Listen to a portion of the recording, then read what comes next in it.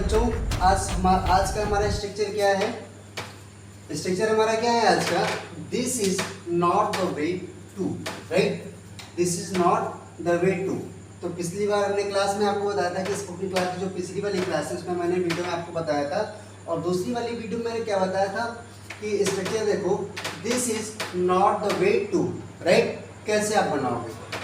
तो अगर मैं बात करूं कि सेंटेंस अगर जैसे आ गया, मुझसे बात करने का या कोई तरीका नहीं है, और अगला क्या लिखा है? या पैसे कमाने का कोई तरीका नहीं है, और या काम करने का कोई तरीका नहीं है। अगर आपके डेली लाइफ में ऐसे सेंटेंस आ रहे हैं तो आप उसको कैसे उसका ट्रांसलेशन करेंगे, फिर कैसे आप बोलना चाहेंगे, राइट?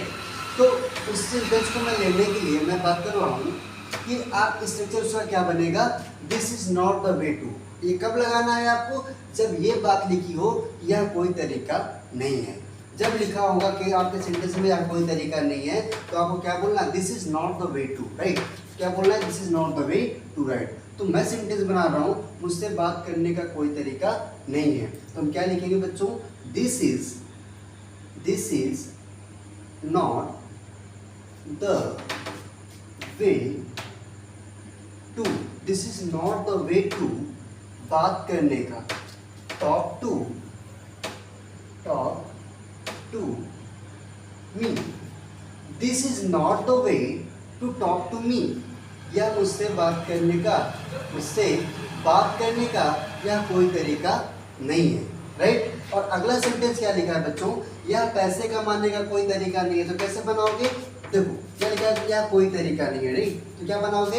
यह पैसे कमाने का कोई तरीका नहीं है। कैसे बनाओगे? देखो, this is not the way,